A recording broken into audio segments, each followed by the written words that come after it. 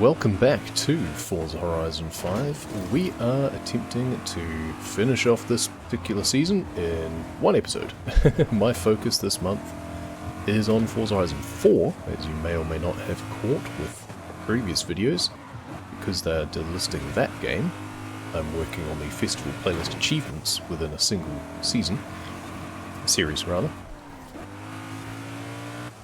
So that means that 5 is taking a little bit of a back seat, but I do still want to finish off the Cars and Coffee series. This is the first of the Event Lab tracks, which is squeezed into the stadium, it seems. They've done a pretty good job of using the available space. I'm kind of surprised the AI has coped with it as well as they seem to have. Honestly, props to the track designer. A lot of the time, all these really tight bends and stuff, the AI gets really confused and it makes it super easy to overtake them. And they just lag behind, but it's been really competitive. I actually had to pay attention to the steering.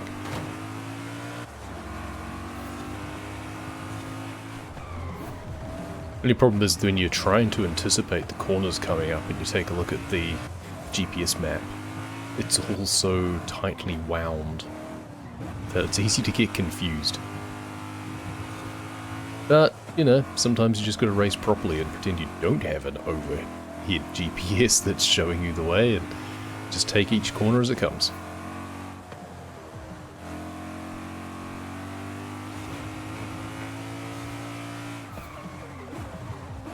Okay, maybe I was a bit too quick to be that generous of the AI after 3 laps. We're pretty far ahead, but not the complete whitewash that it sometimes is. And winning that event gave us the Boss 302 Mustang that we need for the photo challenge. And if you're wondering where to go for the photo challenge, it's just tucked in behind our player house in Player Azul. It's this one right here. Click, tick, and tick. Just like that. And from Track Toys with our BMW M3 onto Rally with an Impreza. The other Event Lab. Race. The last one gave us what we needed for the photo challenge. This one gives us an extra set off-road that I'm not entirely sure what use it is, but oh well. Maybe we'll find something. Maybe it's needed for one of the right categories for one of the seasonal championships. They usually tie in at least a little bit, but not always. But it seems that this car is pretty well tuned. I think it's left over from a previous season. And, well, we're in front, now we just have to stay there.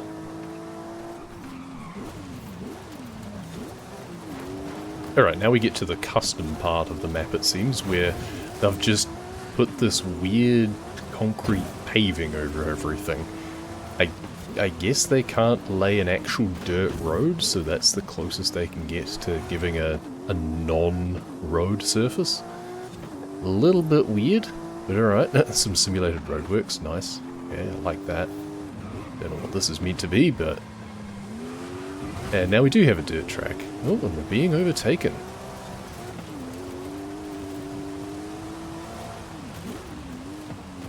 But it seems not for long. Even though I really did expect their cars to be better on the surface. Oh, okay, I spoke too soon. They probably are. I'm not sure how much upgrades I managed to actually do to this vehicle. It might be that the tyres are still road tyres instead of off-road tyres. Not sure. At the very least, I also need to actually brake at the right places. I can't blame the car for everything. A lot of this is on me. Oh, they just had to put a jump in, didn't they? That helicopter looks very unnatural. The problem is that there are helicopter props, but they don't actually fly. Their rotors are not spinning. They're meant to be just static props on the ground, so it looks a little bit strange when they're just hanging in midair. Ah, they could have had the jump, so you kind of went flying over the finish line. Never mind. We're trying to be smart about this and string together the championships in a way that makes sense. So this one requires a classic rally car, So we've pulled up our Lancia. Unfortunately, this is right at the top end of the grade, so it's got to remain a C grade, which means I can't give it all-wheel drive or off-road tyres, so this could be interesting. But my other option was a Volvo, which lacks a little bit in the speed department, though, to be fair, the handling would probably make up for that. We'll see how we go. But the reward from this championship is the Nissan Pulsar that we need for all of the PR challenges for this season. It's always something to look at when you're taking a look at the season for the playlist, is what prerequisites there are built in. And there's another one that we'll get to in a future championship as well. First things first, we've just got to get past the sun glare and overtake our way to the front. You know what I was saying about my alternative being a Volvo, like the one in front of me, but that they were lacking in the speed department? Well, that's just what got me the overtake there. And coming up to the line, it's gonna be close, but our extra speed, I think, just keeps us ahead. Okay, so with that lesson learned, that the Lancia is fast, but not as nimble as we would like at that rating. We really need to use the C-Class as a launch pad for that one. It's not going to reach its full potential without tyre upgrades and suspension upgrades. This is the Volvo I was talking about earlier that has had those things done to it. It has off-road race tyres, and it's got a bunch of handling improvements. This is a pretty tight, lap track, also in very wet conditions, so I'm really glad for these tyres. So we'll see if the maneuverability that this one has puts us in much better stead than just the raw straight line speed that our Lancia had. I mean, so far, we're being proven a little bit wrong by the dude in front of us. And that might not last. I could have also upgraded a Mini, such as what that other guy in front is using. And they're definitely good on corners, so it might have been a good shout on this track in particular. I feel it doesn't really have the same scope for suspension improvements and ride height as the Volvo does. And besides, with this lovely shade of brown for our Volvo, we won't notice if it gets all muddy. Of course, one of the downsides to having off-road racing tyres is that everyone pulls ahead of us on the road section. But now, hopefully, without everyone else in our way, we can chase these guys down.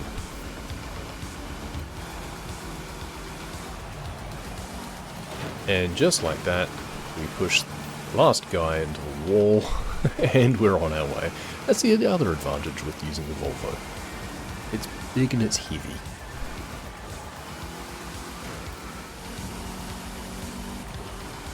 Once again, the road surface and these tyres allowing them to just gain on me down that first stretch. So we're going to have to do a little bit of overtaking again.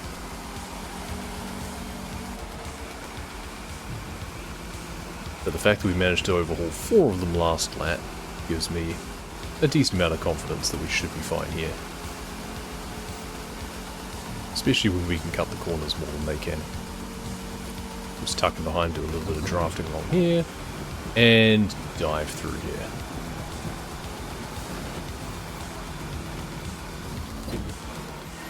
And now we just need to stay ahead of them on the road for this last corner. And put it to bed. And we'll take that win onto the next, hopefully, with the sprint race to finish off the championship. Once again, everyone will go zooming ahead of us on the road surface. I did increase the tyre pressures a little bit, despite being the race tyres for off-road. Normally they have minimal tyre pressure. I feel for a mixed surface like this, when it's not on the cross-country sort of tracks, kind of want to have something in between. But we're straight onto the rough stuff anyway, so hopefully we can get ahead a little bit quicker than we did last time. We don't have multiple laps to play with. We've just got to hope that they don't get too far ahead too quickly.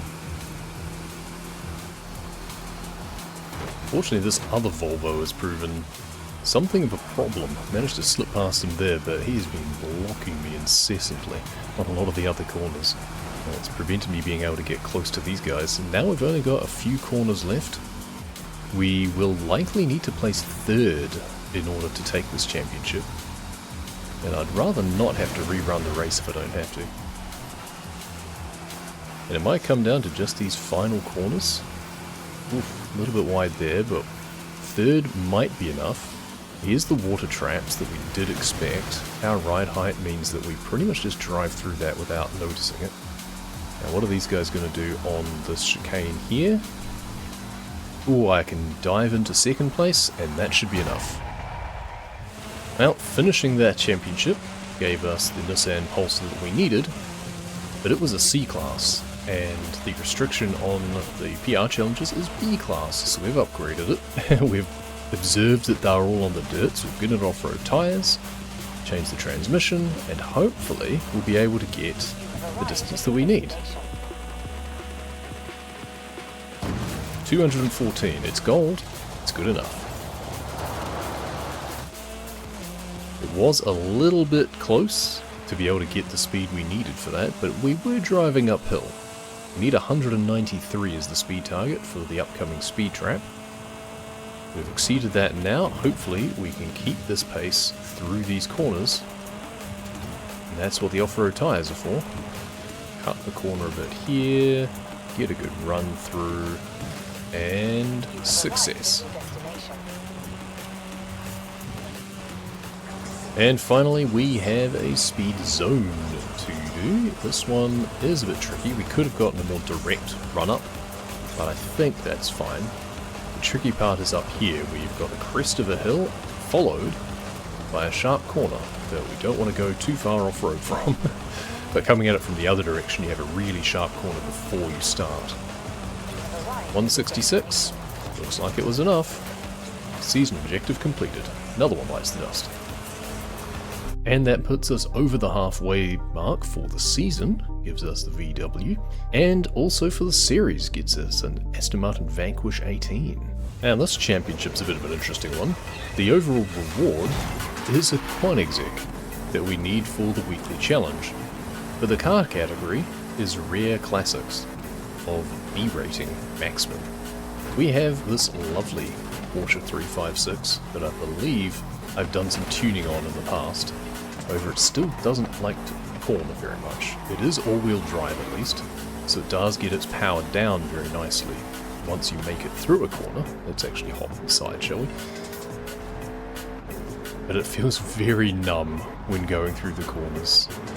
Oh boy, this is going to be interesting. We're going to be able to keep ahead just by virtue of speed, I suspect. That's pretty much the only thing this has got going for it. That's what happens when you tune a classic. We're far away from what was originally designed for. Oh dear. I mean, the advantage is that because this is low rating vehicles, I mean look at that, we just immediately were able to overhaul, despite having been so far behind from that terrible corner. So we know that so long as we finish with a decent straight and not a corner section, we should be pretty healthy to win this.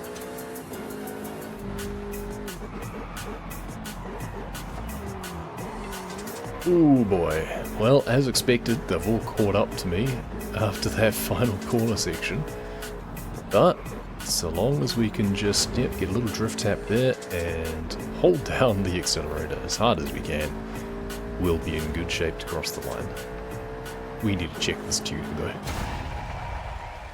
Well, as something of an experiment, I have now replaced the engine that was in this, which in itself was a upgrade. I'd done an engine swap, turns out, to have a Rally Turbo engine, and that left me no scope to upgrade the tyres in any sense, because it would have pushed it into an A rating. we lost like 150 kilowatts of power, which sounds absurd, but we were able to give it some sport tyres that increased grip by 0.57. I don't know what rating system they use for grip, but a lot of the time you only get like 0.1 or 0.12 or something, low amounts of improvement. The fact that it was 0.5 says to me that the stock tyres were practically bald.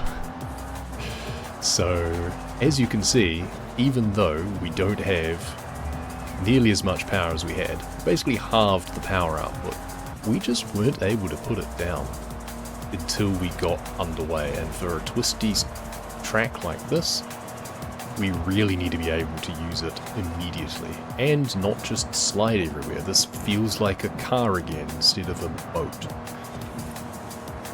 And that means that we're already so far ahead that I think we can probably predict how the rest of this race is going to go. And sure enough, a very uneventful couple of laps later, and we're across the line. And I think we're very glad that I've kept those tyre modifications, because now I have a thunderstorm, and there is no way that I would want those tyres with no grip in these sorts of conditions. In fact, I should have actually tuned the pressures down a bit, I suspect. I love the dichotomy of race cars we've got here. There's beautiful E-types, Mercedes, and then whatever that is in front. I think we've got to collectively appreciate the commitment of the two guys leading the charge though. They are in convertibles, in a thunderstorm. They have not put their roof up. They might not even be able to. I guess that's why they're going so fast, because they really want to get to the end of this race. And up through the switchback section of the jungle in the rain, I am very, very, very glad that I changed the tyres. Because I would be in a tree. Oh, bit sloppy through the corner there. Allows a bit of a late charge from the AI in behind, but not enough so long as we can keep it together through this one. Go nice and wide, cut the corner, miss the barrier on the other side, and we're home and, well, dry? We're home and we're damp. And that has given us the CC8S, so we can drive this.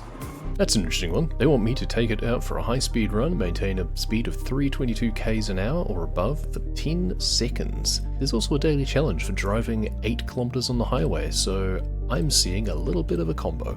And since we're in the cars and coffee season, let's start this off at the cars and coffee roundabout, where I need to get an ultimate burnout.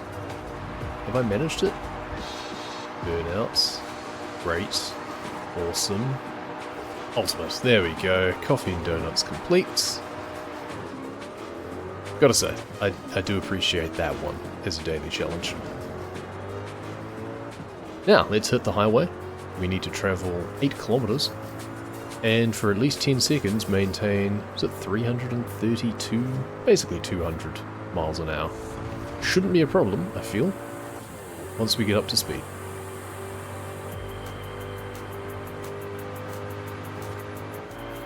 There we are over the 332, racking up the near miss speeds, and there we go, record breaker complete, just like that. We're not going to see what we need to do next just yet. We're going to keep this going for the 8 kilometers that we need.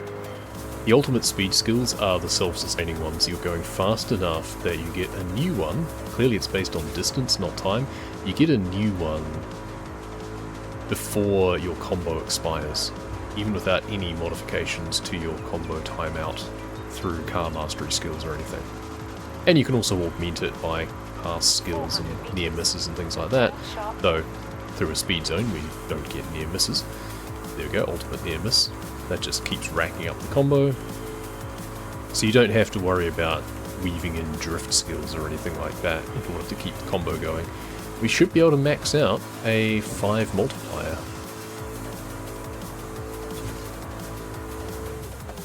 Okay, we are going to have to slow down here though. That corner always spoils things. But we can go for a little bit of a jump.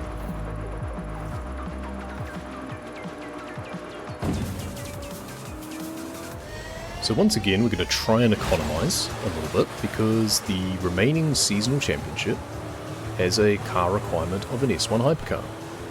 Adding to that, our next weekly challenge requirement for the Koenigsegg is to get a show-off skill in any road race. Well, this is a road race, and we're trying to get a show-off skill. So that means we need to drift while passing someone, and there you go, show-off skill. It doesn't actually tell you whether or not you've got it until after an active race. But it means whatever else happens, we've got that in the bag. Now, we need to try and pay attention and see if we can win this race, or at least come around third to give us a chance in the championship. So we're only about halfway through this race so far, and we're halfway through the field. Unfortunately, the front two have gotten a little bit away from us. We'll see if we can reel them in. But because we're racing stock, it's entirely possible that their stock rating is just much higher than ours. It does happen sometimes. We're about the 550 mark, they might be just 580 or thereabouts, simply because that's the minimum for their brand of car. Ah, a couple of Lamborghinis. So I suspect I might be right on that rating business. But also they're much better at handling than I am. Thankfully, this is all pretty much a top speed segment. So we are able to just shut them out of the way and get the win regardless. On to the next one, and this time we have tuned it slightly. I probably should have given it all-wheel drive as well. That's the other big reason that all these Lamborghinis are zooming past us, is they have all-wheel drive, so they get off the line much faster. But I have upgraded the tyres. I was able to give it semi-slicks, at least, without bumping it into the S2 bracket. Upgraded the transmission, because apparently it wasn't a 7-speed. Also upgraded the brakes, thankfully. And the diff. And with the last little bit of overhead before pushing into the S2 bracket, upgraded the valves, because out of all of the performance upgrades, that one seems to do the most for the acceleration, which is interesting. This dude in front of us is screaming ahead though. He is in a very nice vehicle. I don't recognize which brand that is. Possibly Lamborghini. That'll be the all-wheel drive coming in handy probably. Racing out of these bends, I need to have a much better line through these corners. We should theoretically probably overhaul on a long enough straight, but there is not a long enough straight in this, so... And we do seem to actually be cornering better, he's just better at getting the power out of the corners, which is a bit of a problem. Our line through that section there seems to be better than the AI's though. Oh, it's a joy having a car that actually brakes responsively. After that Porsche that we were racing earlier. Now we did do this really wide last time. If anything, we did that a bit too slowly that time, but it looks like they're dancing with each other back there, which has helped buy us a little bit of breathing room. Ooh, but not enough to be able to get away with that, I suspect. Still, we have one more lap to make this count. We're holding it together, we just need to hold on to it just long enough to get to the line.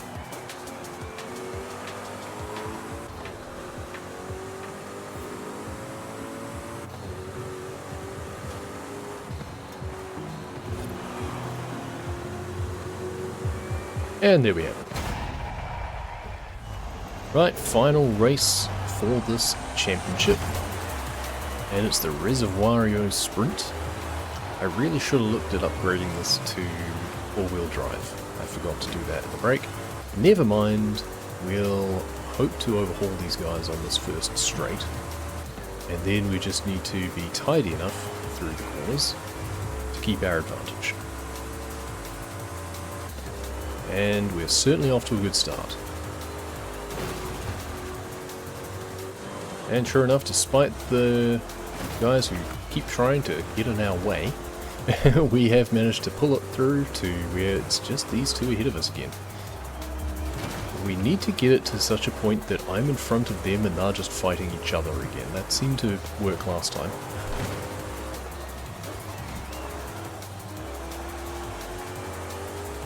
So as soon as one of them is isolated, then they're pretty dangerous. And this guy, he knows what he's doing. And just the one remaining, and we managed to take him on the inside through there. Can we get a good line through these corners though? We need to brake fairly hard for this one. Ooh, that ran very wide, very badly. Can we block though? He's right there. This is a good race. Managed to get ahead, but I managed to get a better line.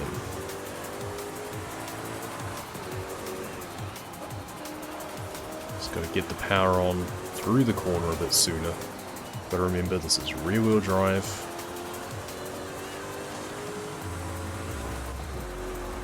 And that will do it. And somewhat anticlimactically, the final thing for us to do in the weekly challenge is to take a picture of our Koenigsegg at the Cars and Coffee location, and I'm lining it up, trying to get some decent light effects on here, because we're going to take this photo properly for a change. We're actually going to save it.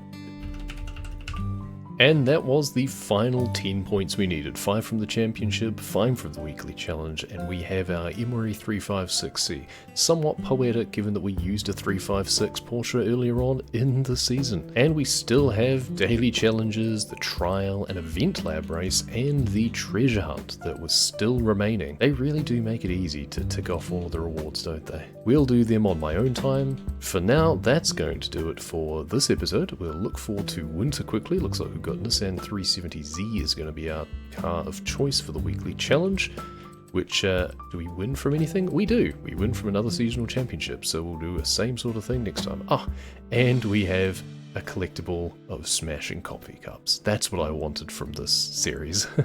All that and more to come next week. For now, thank you very much for watching, and we'll see you next time.